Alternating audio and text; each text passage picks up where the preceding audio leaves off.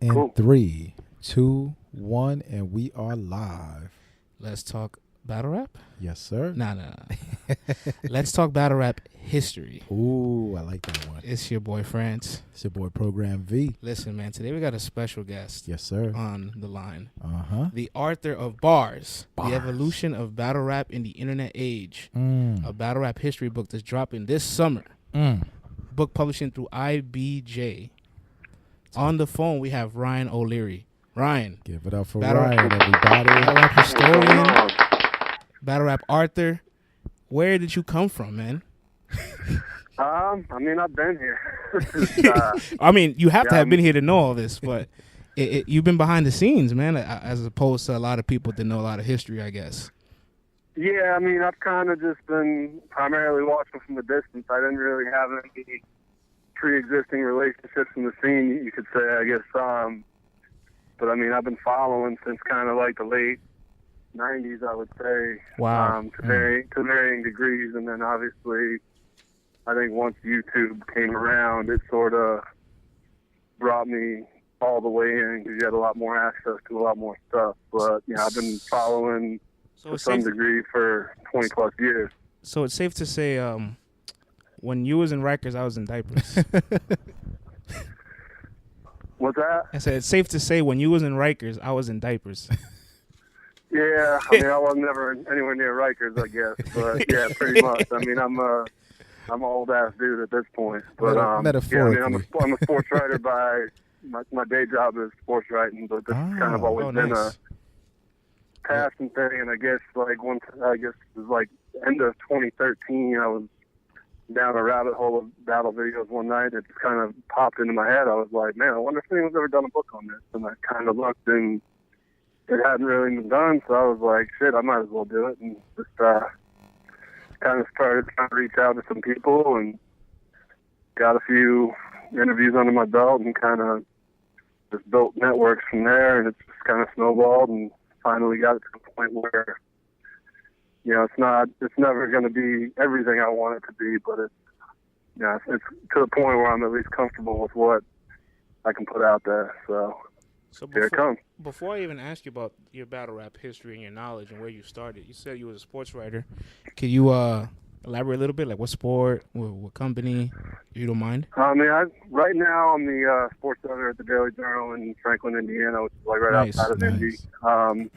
But I mean, I've been all over the place. I grew up in Massachusetts. I was working in the Boston area for a while. I've worked in the Chicago area.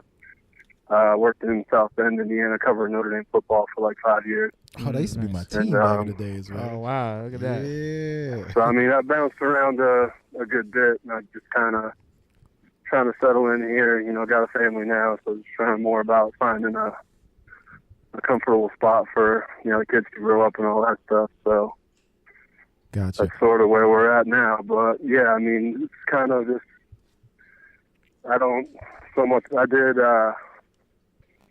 as far as rap goes, I kind of, back in the late 90s, I guess, I was on the internet pretty heavy with like freestyle message boards, doing text battles and stuff. And, right.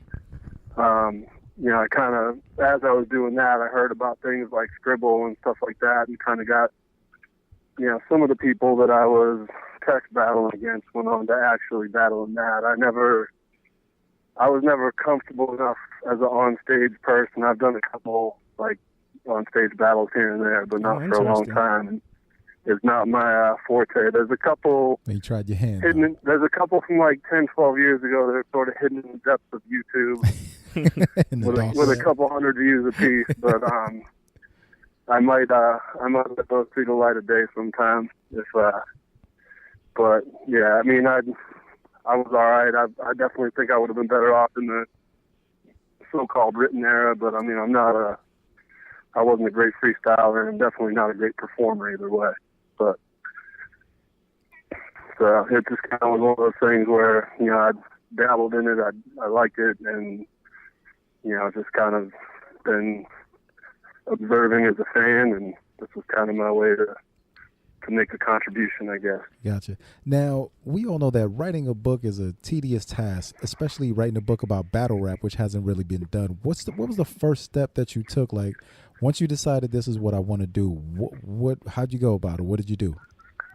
I mean, the first step was really just trying to reach out to people that I knew would know, kind of just get started with some basic people that I knew were sort of had cast a wide net, people like Lush, and actually the first person I wound up talking to was Awkward. Nice. Guys like that, guys that were kind of prominent within league of their eras, I reached out to direct pretty early. So you didn't have a connection to these guys in the beginning. You just literally went off of just like I did not. And the only guys that I had, I wouldn't even say like friendships. The only guys I had come across in any way, shape, or form at all. One is a guy named Cashmere, the Professional, who was he was involved in the freestyle scenes in like New York and Atlanta, and actually remembered me from 20 years later, as it turned out, when I reached out to him. But he was a dude that I had beaten in a text battle tournament to win a copy of the Slim Shady EP back in the day. Oh, that tells you how long. That tells you how long ago it was. That's a little nugget. Can right I there. can I ask a question about the text battles now, from back then to like the guys that we have now that are like, we're the pen game, we're the battlers with the best pen, we're the most lyrical battlers. What do you think is the evolution of like text battling, where people had the multis, the double entendres, the wordplay, to compare to it now?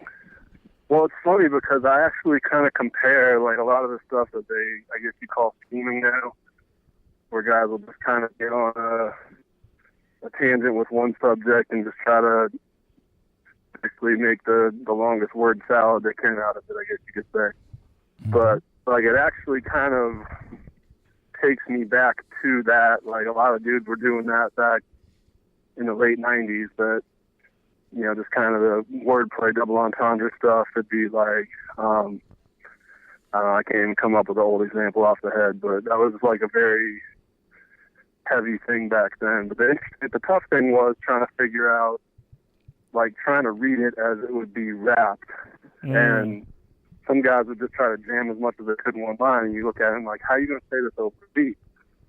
But the best guys, I thought, that were like Cashmere and dudes like that. And I'm trying to think of some other guys that were,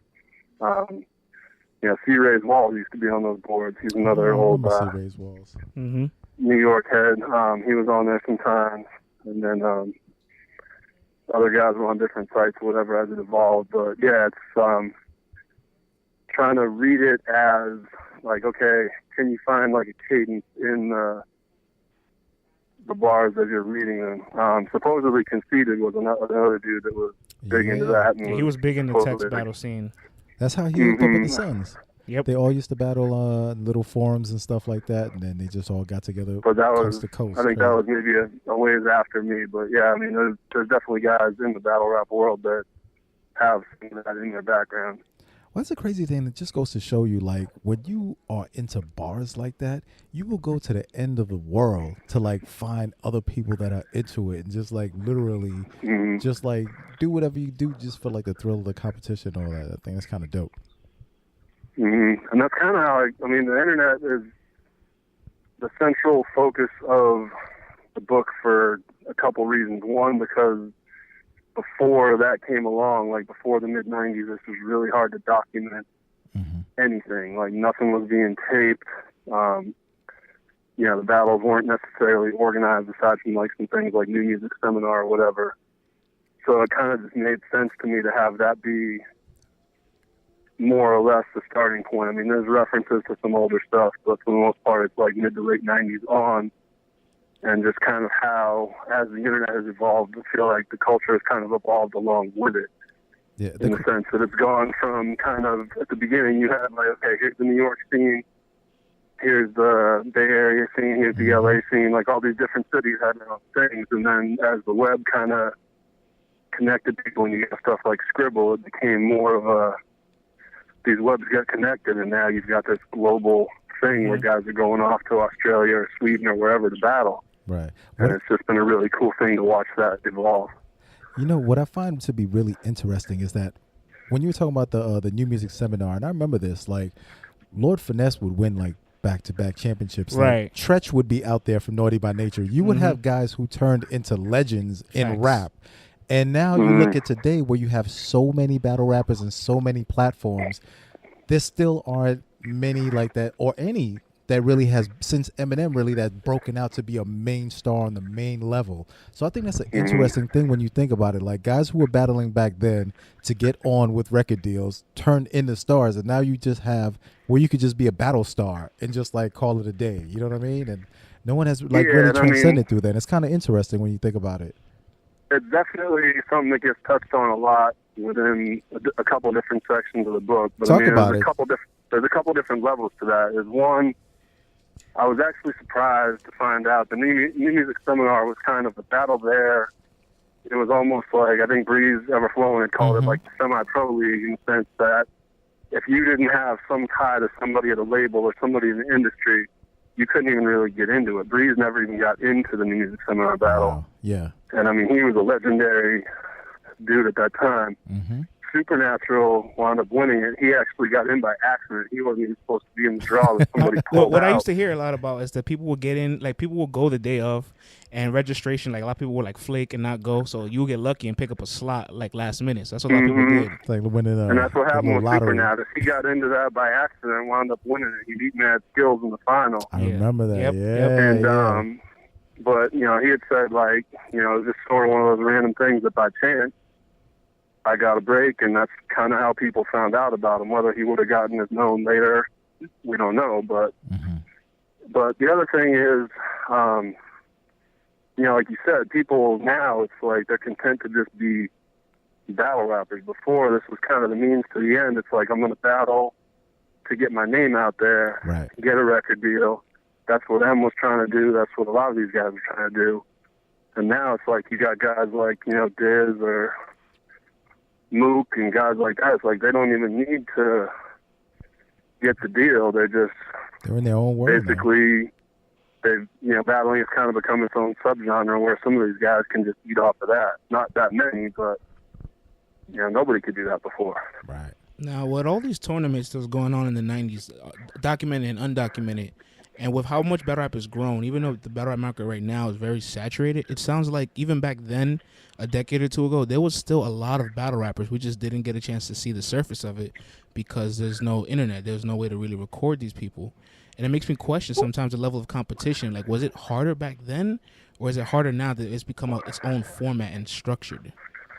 I mean, you probably have to ask some of these guys that have battled, you know, across different eras, you know, the Thorses, the Hollows, that, I mean, back in the freestyle era, and that's a lot of guys like Swan touched on this and a few other guys that when it was quote-unquote freestyle, that there just weren't that many guys that were good at it. And Swan had said, he's like, you know, you go to a tournament in Detroit and there's 32 guys in it, but you basically knew who the 3 or 4 guys were that were a problem.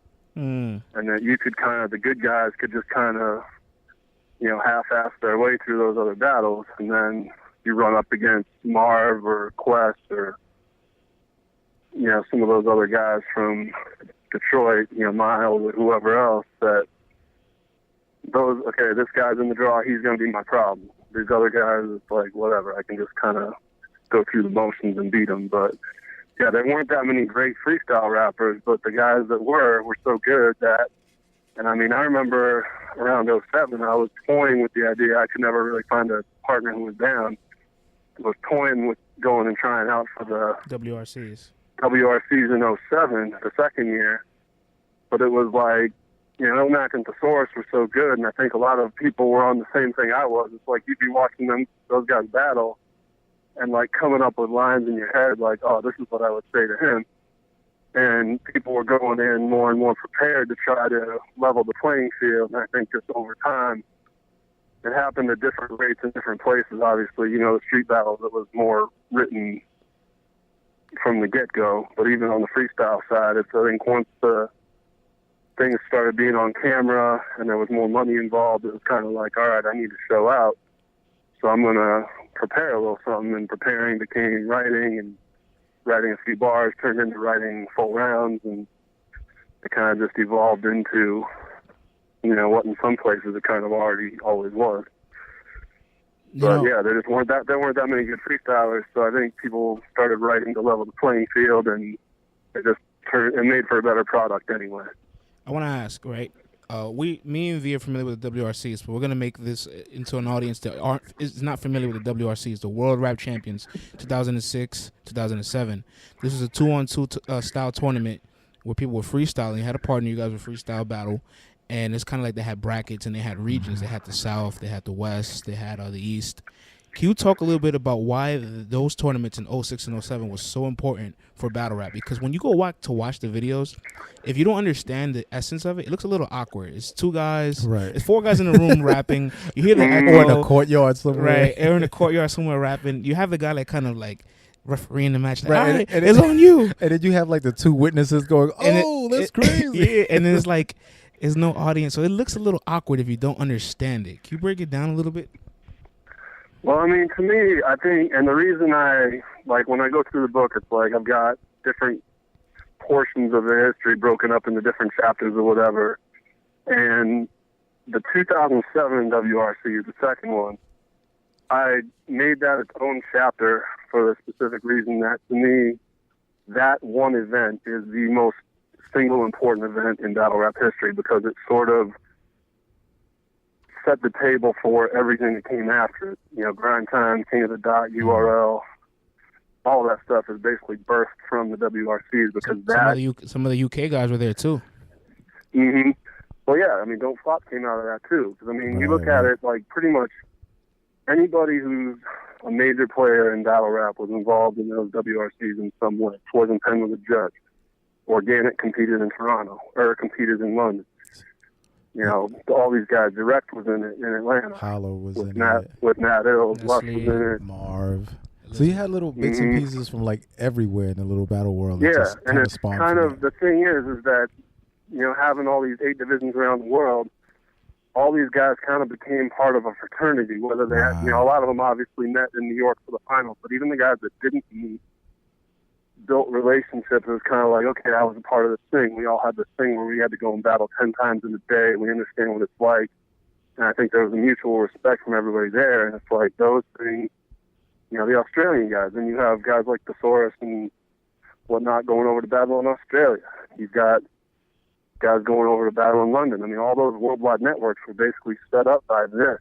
These guys all meeting each other through the WRCs, and then out of that, once Jump Off died, those relationships kind of formed the basis for, you know, Grind Time, King of the Dot, Grind Time, King of the Dot, and Don't Flop all popped up in 2008, and they were kind of all direct offshoots of, okay, Jump Off is gone, but we have all these connections that we made through this event, and it really is kind of the thing that kind of set everything that we see now in motion. What's crazy is I think a lot of people don't understand like the actual manpower and legwork it took to make happen. Like right now you can just get online, get on Twitter, hey, I got this going on, that going on, and try to link up with everybody. But I remember back then there was an A&R by the name of Tone Capone. And he used to work for major labels and stuff. And he had a thing called Hip Hop Sunday School, where every week you would go there. And I'd be up in there like all the time. But just be like dead ass in the middle of the city, like right off of Central Park. Hood. Everybody's in there. Long tees and all? What? My tees were down to my knees. It was crazy, man. And like he would bring in guys like the Clips. He would bring in like, you know, all kinds of folks. And then so as you're sitting up in there, like the dude from Jump Off was just literally in there like, hey, this is what I've got going on. I'm going to be doing this battle over here. If y'all want to come down, come down. And, you know, it's like you're in the middle, the mecca of hip hop. So you're just like, oh, whatever. It's just another dude. And then like you turn around years later and you're like, damn, man, this little thing that he did kind of helped. It was one of those cogs that went into pushing this whole battle thing forward, man. And it's like, and it's just so crazy to think about. Like, yo, he had to fly from London here, get an MC from here, get an MC from there, all before the internet blew up. Before even texting was that big, bro. Like, it's crazy. So it just shows you, like, now it's like people could just take things for granted. But back then, you had to move. You had to literally be out there, you know what I'm saying, to make things happen. So it just shows you how far it came out. Harry actually came over. I mean, they were doing, like, a weekly event in London. and doing regular street battles there. And then at that time, like, they shut down the weekly event, and Harry actually moved to New York. Yeah. To get, because he knew that if he wanted to, he wanted their brand to get any kind of traction, that they had to make some headways in America. So they wound up all these events like Spin the Mic. They did one in London before they did one in New York. They just kind of used London as the testing grounds, and then it was like, all right, we're going to do this in America. But I mean, they became huge. And that the other thing, like you said, the internet's becoming what it is. Mm-hmm. Jump Off was really the first one, because I mean, before that, like, Smack was doing it on DVD. Right. It was, Smack was doing DVDs. Scribble was selling DVDs, and when people would put it on the internet, these guys would get upset and like want it taken down. They didn't realize, like, Harry was on some, people aren't going to buy DVDs anymore. Like, once YouTube started to pop off, he's like, this is the way to go. Yeah, remember he tried to do SmackTube. He pioneered a lot of that, and I don't think he necessarily gets his due for it. Yeah, because of how things ended up with them, with the missing tapes and them going under or whatever. But I mean, the time that they had, that 2-year run, they really did a lot to kind of get this stuff going for everyone else.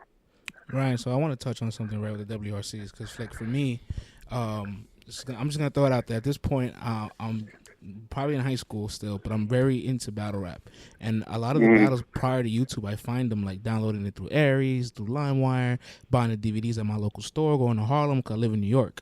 And the WRCs stood out to me because in 2006, 2007 was a weird dry spot where we still didn't necessarily know where to follow the street battles, the DVD scenes for some of these like places like in Philly and Detroit and New York. So we're like, oh, all these guys just disappeared off the face of the map. So 2006, 2007, you have the WRCs. And the battle style was so different. And I want to read a quote to you from your chapter 4. And M says this quote, right? And he says, New York, LA, man, it's kind of like it's kind of like who's the toughest. People that feel like they're tougher. See, Scribble Jam, I never went there. But I know it's in like Ohio, the Midwest. It's on some backpack rap shit. You know what I'm saying? The judges most likely are kids that would probably be getting jumped. So, so they look at it from a total different perspective. Nems has so many just bluntly hilarious quotes in that book. It's like almost everything he says, so it's like no punches pulled at all. Like, as far as how he feels about shit. So it's just absolutely.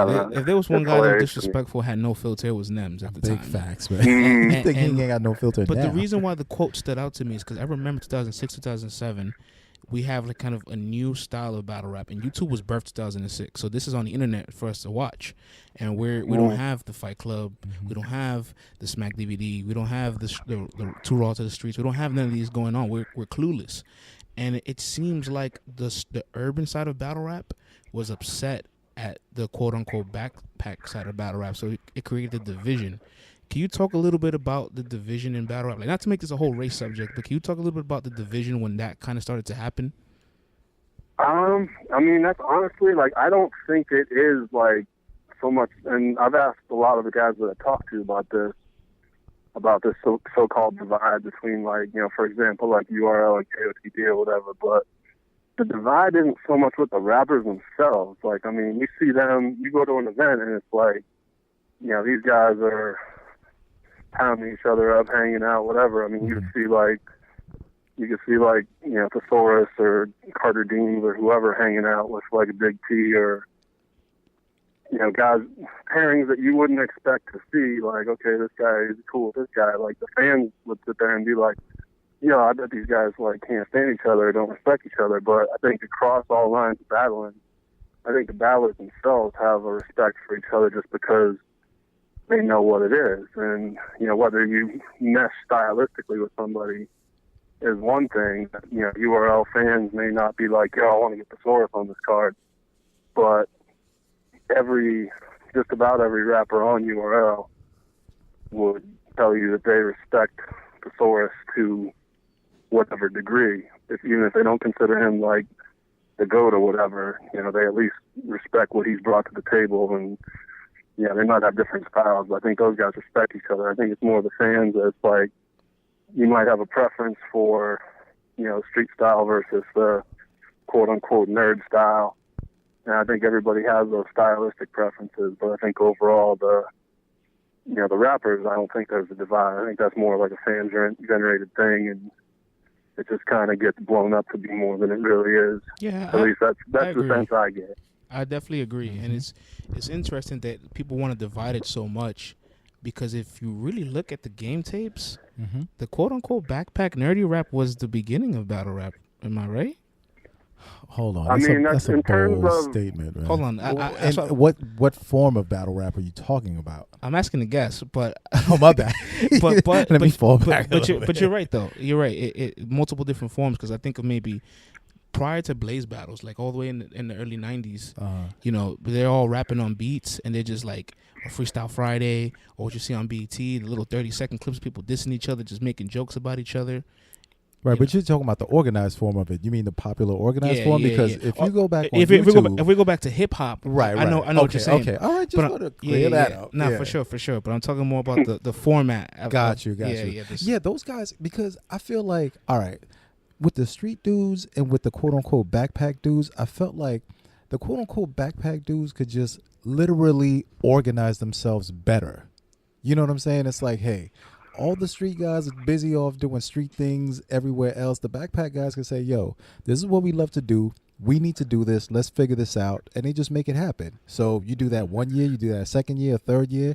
Eventually, the guys from the streets are going to be like, yo, we need to get our shine too. And then here comes, Smack with the cameras and all the other guys with the cameras, and then we start to. But this is way before Smack. No, I'm talking about afterwards. Once the street guys realize, like, yo, this is kind of going on. We need to bring it up for our audience, right? Can you tell just real quick a little bit about Kumo D, Busy B, about the original style of hip hop battling, where it was like entertaining the crowd and coming at your opponent. Right. Because at first it was just basically like, all right, who could rock the? If we're going really far back, right? It wasn't even like I'm dissing you, like, oh, I'm more. Suave than you. It was, I can rock the party better than you. Right. Dead ass, it was like, can I make people scream louder, wave their hands better? And then after a while, the MC started looking around going, wait a minute, we're bigging up these DJs and we're making everybody party. I'm the man too.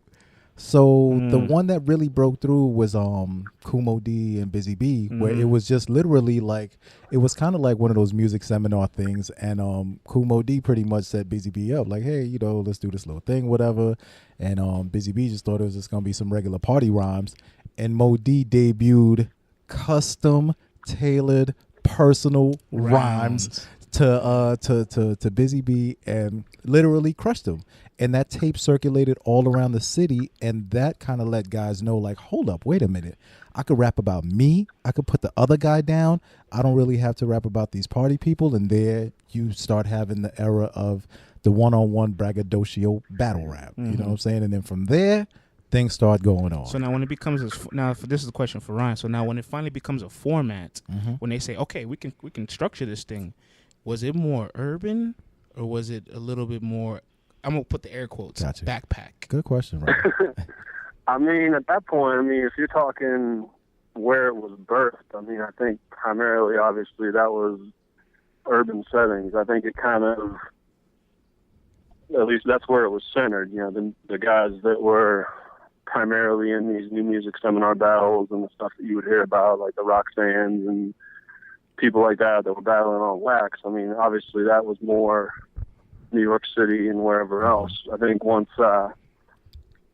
as you got into the mid '90s or whatever, and there's probably kids trying to do it everywhere. But I think when you got to Scribble was where you finally saw and I think it opened up, like Juice talked about that. Yeah, Scribble I got the quote right here for you, brother. Can you mind if I read it for you?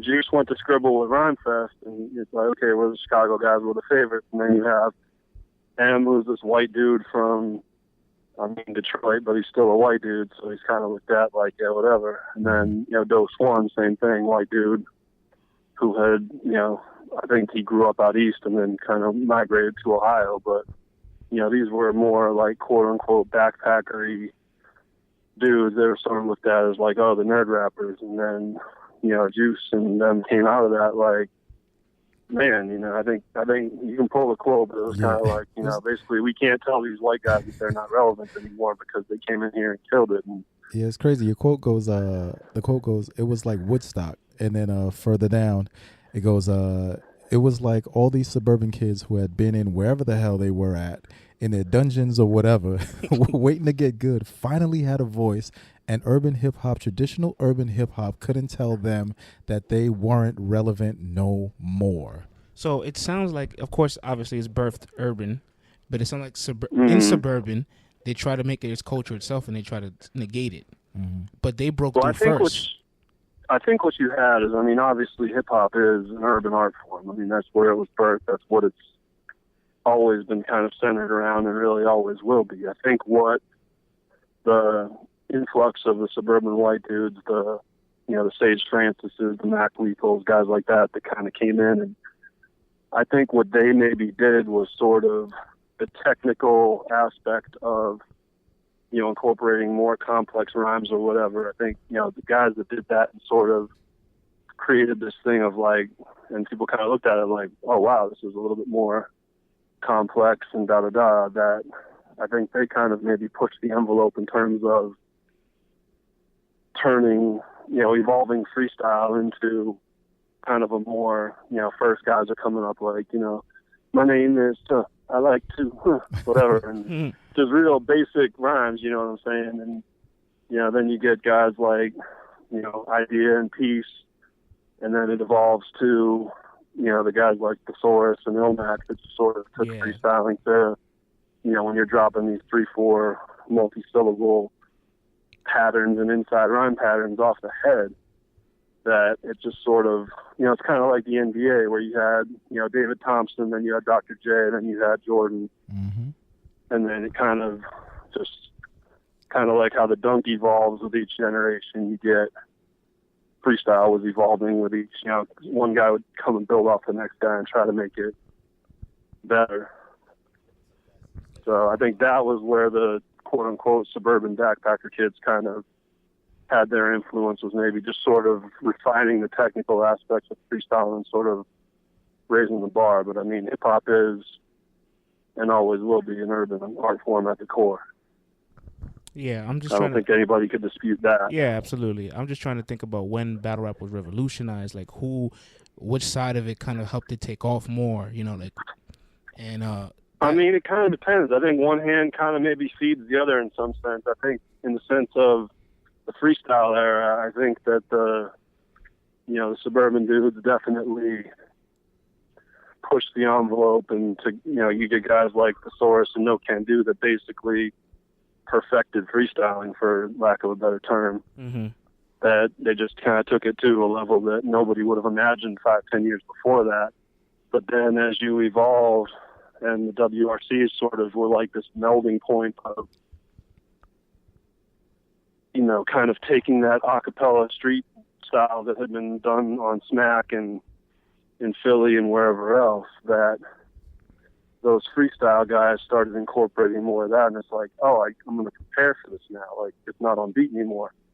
We can kind of do these things. And I think those guys kind of started to incorporate the street style. So it was like, I think for a while there, you kind of, 06, 07, you had even street dudes, whether they wanted to admit it or not. I think a lot of guys were kind of patterning their style and how they constructed their rhymes after guys like Thesaurus, Ilmac, guys that were sort of elevating the technical aspect of things. And then you had those guys were slowly adapting the things like, mugging for the cameras. You'd see guys like Ilmac or Madness or Iron Solomon or whoever, they would be kind of playing to the camera as, sort of maybe, okay, I saw this guy do this in a Smack battle.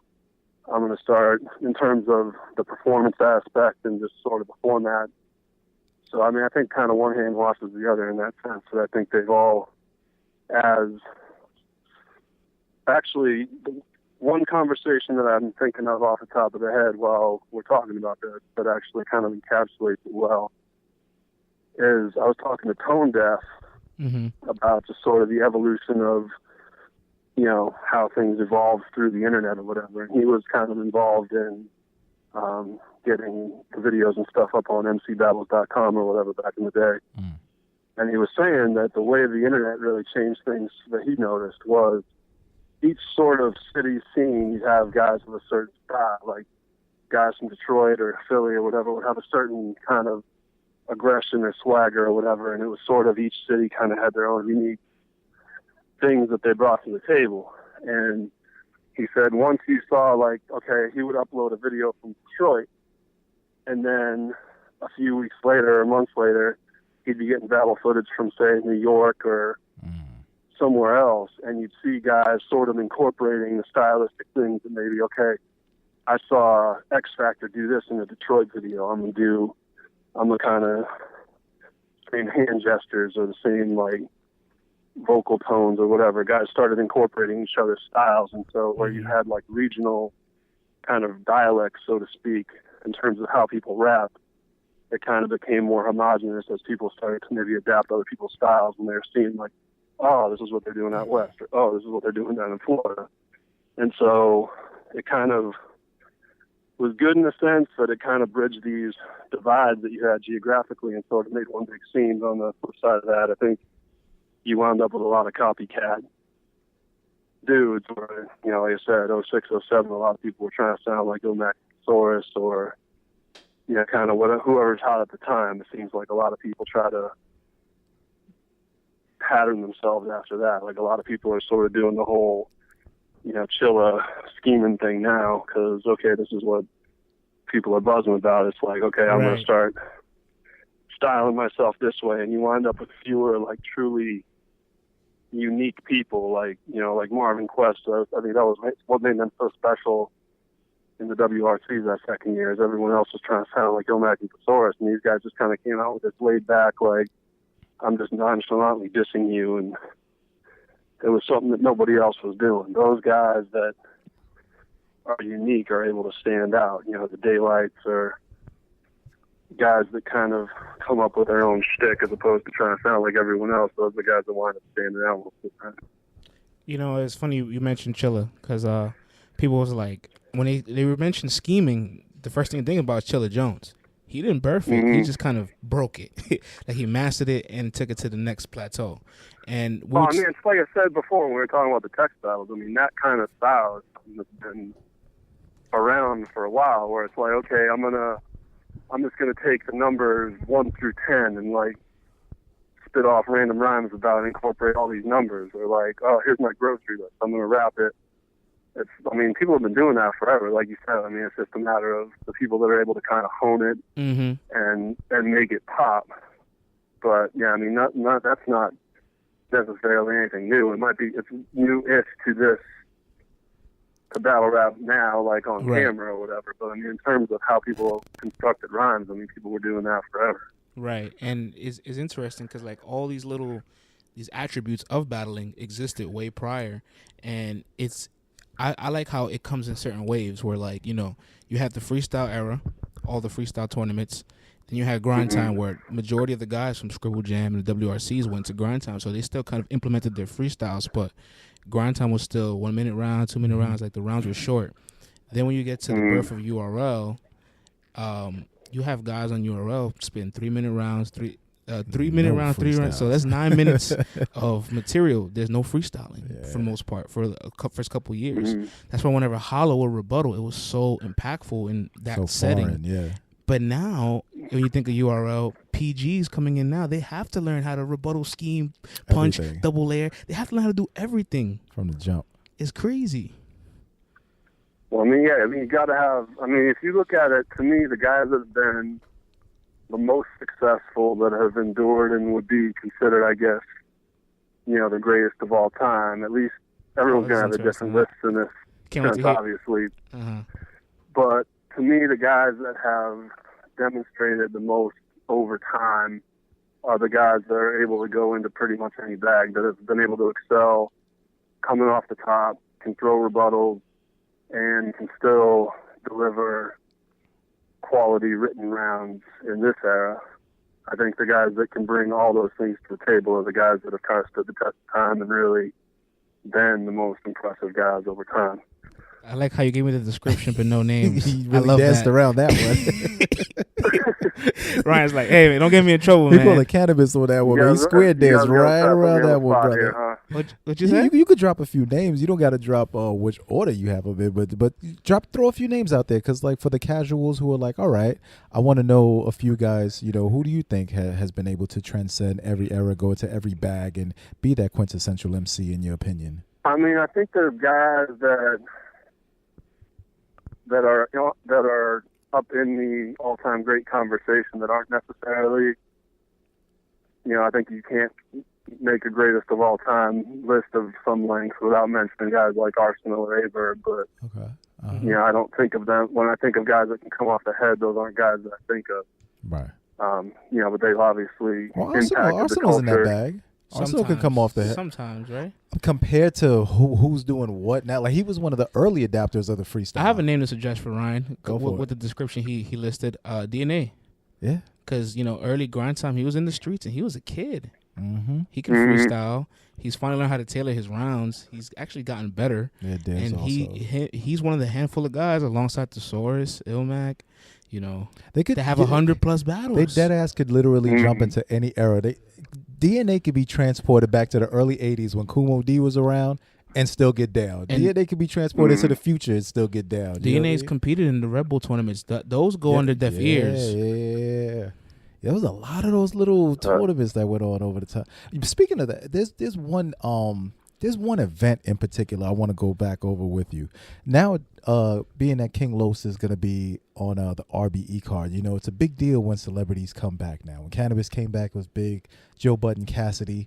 There was an event, the Blaze Battles, at the Palladium. You had dudes like the Rizzo on there. You had Capadonna on there. You had guys with platinum hits while they were platinum battling on a stage, which is crazy. And the RZA was like freestyling and everything, and these were like battles, and then they were fully going at it. Like, how do you think they were able to pull something off like that, make it happen, and could we ever see something like that ever happen again, in your opinion? I mean, I think to do it now, they had at that point, you have to have some kind of major sponsorship backing you if you want to pull something like that off now. I mean, even just the prices for regular battlers. Because, even then, to get the quote-unquote regulars, those have gone up to the point where, to get someone like, if you wanted to put together an event and have, like, Drake or, whoever else, Kendrick, you'd obviously have to come up with millions of dollars. I don't think, rap wasn't at that stage back then where, Wu-Tang had some platinum albums or whatever, but rap didn't totally own mainstream pop music like it does now. They moved 1 million records on that album, that double joint. Like, they were huge when he did that. Like, some of these guys were like, you know what I mean? Like, RZA was the RZA then. It wasn't like, 93 Wu-Tang. Like, this guy couldn't go anywhere without, like, being stopped in hip-hop. And I was just like, damn, like, you can't. You know what I think the other thing... There's not a dollar figure for that, I think the other factor in that might be is that I don't think there was as much, guys kind of did more stuff for the love back then. I don't think it was, That's what now, I was trying to get at with it. You even hear, like, high school kids or whatever talking about, I got to build my brand. And nobody could have everything envisioned is about, it's like, brand what? You're getting the C in geometry. That's your brand. Like, but it's just everybody kind of looks at themselves as, like, an individual corporate entity now. And it's like, well, I'm not going to do this if it's not going to build my brand, to build my bank account. So... you're probably not going to have, a Drake or a Kendrick or a Royce or someone like that. Royce maybe show up to I think he would do it. He wouldn't do it for free, I don't think. But it just shocked me though. All I think those guys, Detroit guys. Royce kind of comes from that Detroit school of, these events like at Bus Lounge or whatever, like in the days when like Quest and Marv and Mo Dirty and guys like that were coming up in Detroit, Proof and Bizarre and those guys were hosting these things. They were out with D12. M had blown up. These guys were nationally known, but they're still coming back and hosting battles on a Friday night in Detroit. And like Marv and those guys have said, like those guys were accessible to us. Right. You know, the first battle that Quest entered that he won, he said Proof paid him $100 out of his own pocket. I mean, nice. So these guys they weren't too big for it. I think you would have a hard time finding guys that would do that now without some sort of.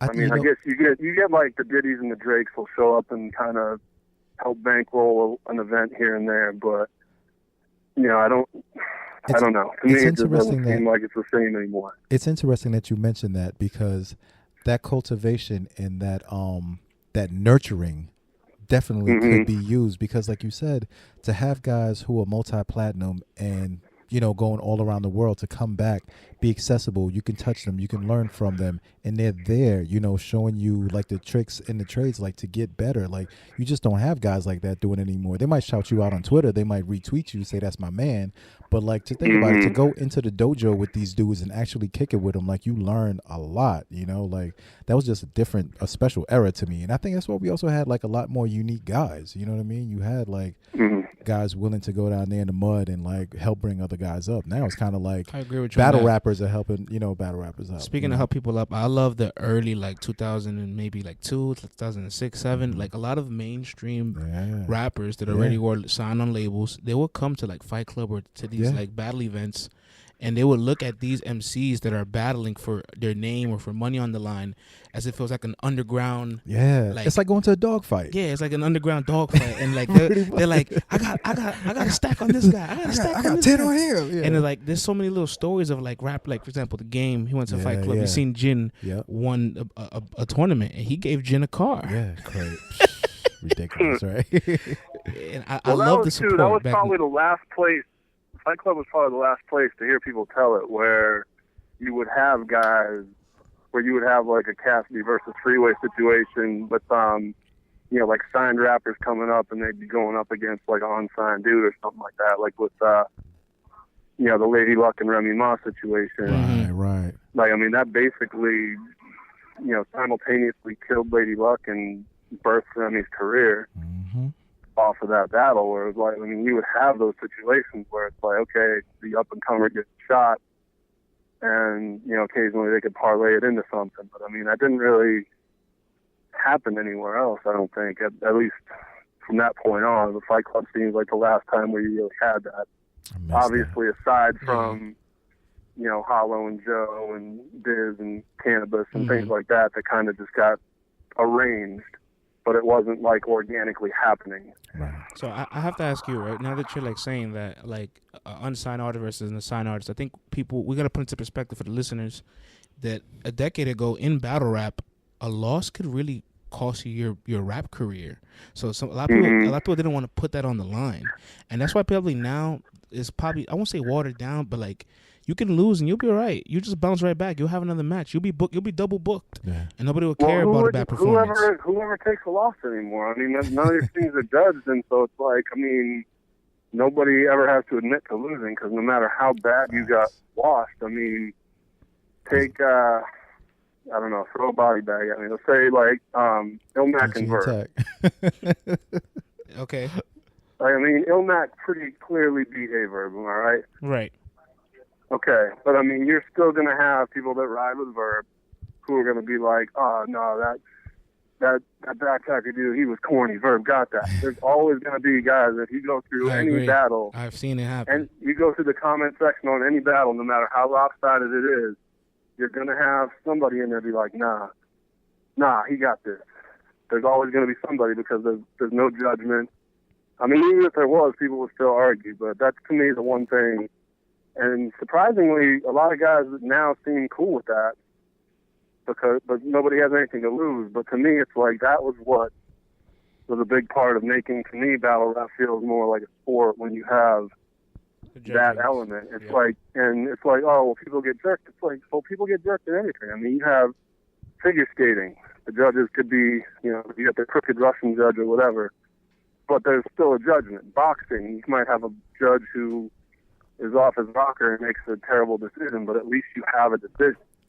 And you can argue the merits of that decision, but I mean, if it's going to be a competitive thing, there still should be a winner and a loser. Yeah, and I think also, too, the guaranteed purse has definitely, like, taken away a lot of the competition, too, because if you don't have a winner being called and both guys are getting paid, it's like I'm just getting paid to show up to rap. My fans are gonna, if I do well, my fans think I win. I don't care. I'm getting booked again. It doesn't matter. But if you're going there betting your own bread, or you could leave out of there with no bread, and you took a L by some judges, that's gonna sting. You know what I'm saying? So. Oh, for sure. And I mean, there's something big difference in the section about Fight Club. I mean, there's guys like Nems and whoever talking about certain situations where, you know, people got jerked on a judgment and, you know, money's at stake. You said money's at stake, and I mean, people are getting money pulled away from them. And Nems even talked about one time where, you know, one of the judges came to him afterwards and gave him back the money he lost, like pulled it out of his pocket and was like, I can't let you lose this money because we voted for you. Wow. That's crazy. So, yeah, I mean, there's going to be shady judgments, but at least there's judges. You know what I mean? Like, I think that to me is one of the things that battle rap is missing now, is just that competitive edge. It's like, you know, people are going to, you can't even get, you know, like, I guess these face-offs that URL did for initiation or whatever, it sounded like, I didn't get to see them, but it sounded like there was basically nothing in there, and people were complaining, and it's like, well... There's a lot of complimenting going on. This would have never happened. It's like, yeah, because, I mean, these guys are all friends now. Yeah, they see each other every go to the weekend. Same events. They all go to the same events. So they all, when they see like each other, they all PGA hang tour out. now, man. Briefly, you was a sports writer. Really, where, You was a sports writer. You can agree in sports is the same thing. 10, 20 years ago, you come at each other's necks. Now everybody, they go to the club after you beat the opposing team. But there's still that level of competition because they still fighting for a championship. You still fighting for even more money at the end of the day. And now, you know, with the brand recognition and everything, it's like, hey, this ain't like battle rap where you lose and you do better. We're here, you win. Listen, Steph Curry said a story that after LeBron beat him at a game, they went to his house and they were bowling. Who, LeBron and them? LeBron and Curry. Right. They were rivals for the last 4 years. But it still hurts LeBron when he loses that championship. These guys lose a battle and go, well, I'm going to just go home, man, and call it a day. I'll see you guys next week. You know what I'm saying, man? That's it. Like, it's you crazy, go back and watch the Larry Bird and Magic Johnson thing, Courtship of Rivals or whatever. Yeah. When they first did the Converse ad where Magic came to French Lick in the limo, and Bird was like, I don't want to do this ad. He's like, you know, fuck that. Magic is not my friend. I don't want to be friends with this guy. I want to go on the court and beat the shit out of him. I don't want to hang out with him. And they wound up becoming friends, which, you know, Larry said kind of took some of his edge away as far as, like, you know, he basically loved the fact that, you know, Magic would come up and try to pound him up before a game and you know, what's up? Hey, how you doing? And have this respect. And Bird would just be like, no, fuck you. I'm not talking to you. We need some of that. So you don't see that anymore. It's like, I even 10 years ago, like early grind time, there was that, Awkward and Jay's Juice, the Battle of the Day 2. That was like, intense. There was a legitimate that was intense. There. Those guys legitimately hated each other. And I mean, not that you want to see guys like fighting and scrapping or whatever, but I think just a healthy level of, I think this guy sucks, I want to beat his ass. Right. It makes it more fun when everybody's like, it's great that everybody respects each other and everybody's cool, but I mean, to see, I know there's no way that every battler looks at every other battler and is like, oh yeah, I fuck with him. There's definitely got to be guys that like, I don't know why this guy's popular. I think he's whack as shit. I want to go destroy him. Like, there's got to be some of that still. Or if we're going full WWE with it, the WWE guys still know how to promote. You know what I'm saying? Like, you still got to cut your tapes. You still got to cut your promos. Like, even if you guys are seeing each other every single day. No way you can hate a guy that you see every day like that. But you still got to sell the fight no matter what. It's a promotion game and a competition game. Like, it's all part of the game. You know what I mean? So we got to get this together.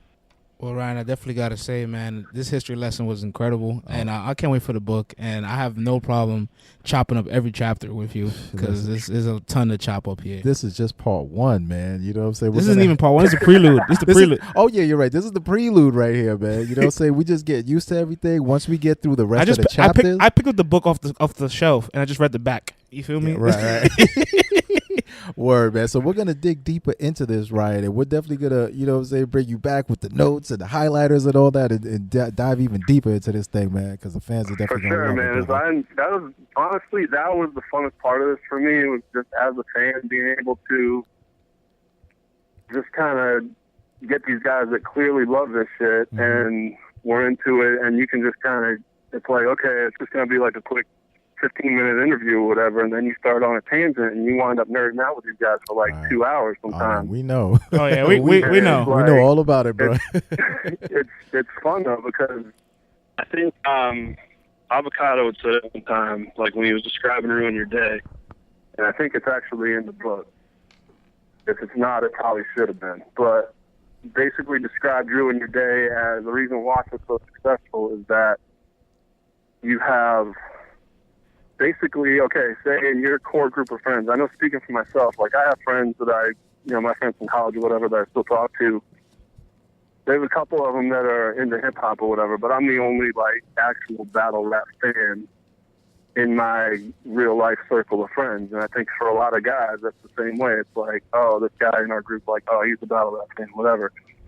But these things, you know, the Facebook groups or whatever, it kind of gives all these guys like, okay, hey, there's other nerds out here. I'm not this freak in my group. It's like, okay, there's other guys like me that are into this shit. And that's sort of what makes the battle rap community so cool to me, is that everybody kind of just has this love for it, and you can kind of get swept up in these conversations. Like, I've, you know, got regular communication now with guys that I talk to for this book, that it was like, you just have this shared passion, and now it's like, okay, I can chop it up with this dude at whatever time, like, oh, this made me think of this, and oh, hey, I bet doesn't want bullshit about this. And, you know, just how close-knit the community as whole is, and the fact that, you know, I actually feel like I'm at least somewhat a part of it now, that it's just been very cool to get immersed in that and kind of get a deeper understanding of just how much this means to so many people. Well, man, I'm glad we stumbled upon you, man, and I'm very grateful for what you're doing for the community, man. Tell everybody where we can find the book and when we're expecting the book to come out. I am in the middle of, I'm actually doing like the final round of proofing now. This is where I kind of go through with a fine-tooth comb and try to pull out any typos that I've missed over however many times reading this thing. I always wind up catching something. So the last version is I sit down with my wife and read it out loud to her, and I tend to catch more mistakes that way. So I'm kind of about halfway through that. Once we get through that and everything's proofread thoroughly, it's off to the presses, and you know, I'm thinking probably we're looking at sometime in August this thing will be out. But you can I'll keep everybody posted with updates. I post stuff in my Facebook sometimes, like within different groups, but also on Twitter at Battle Rap Book.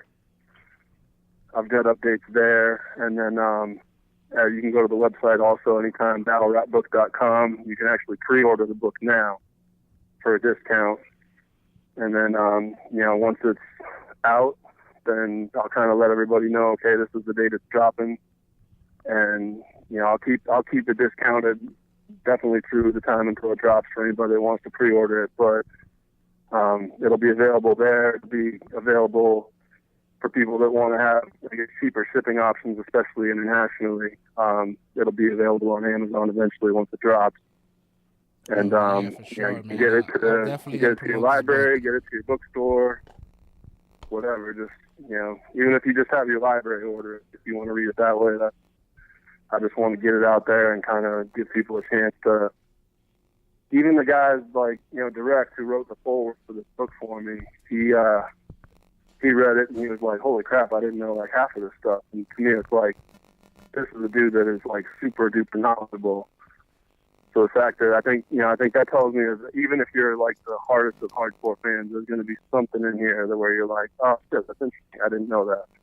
Because I know there was like 1,000 things that I found out that was like, holy crap, I did not know this happened. And, you know, there's a good chunk of it in there. I think it's a good primer for anybody that's like trying to get into it. So like you said, you know, people that don't necessarily know about what kind of an impact Jump Off had or this thing had. I think it's a good thing for people to play catch up. There's even QR codes in there that you can kind of click it with your phone and pull up, verb versus hit name.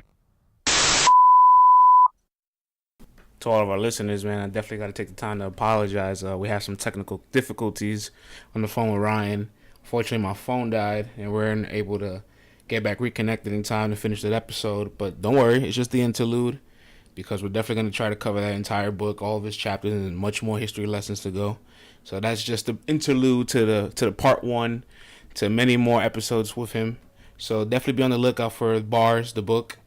Once it's out, we're going to have it on our link. I know I'm going to get a copy. I want to get a copy signed by Ryan if I could. Wink, wink. So, but until next time, everybody, you can follow the show, all our socials, Twitter, Instagram, LTBR Podcast. We're now on YouTube. Well, so you guys have requested it. YouTube is coming. You can also follow the show on all streaming platforms, iTunes, Google Play, Stitcher, iHeart, Spotify, whatever you want, it's available for you. And until the next time, everybody, thank you for listening.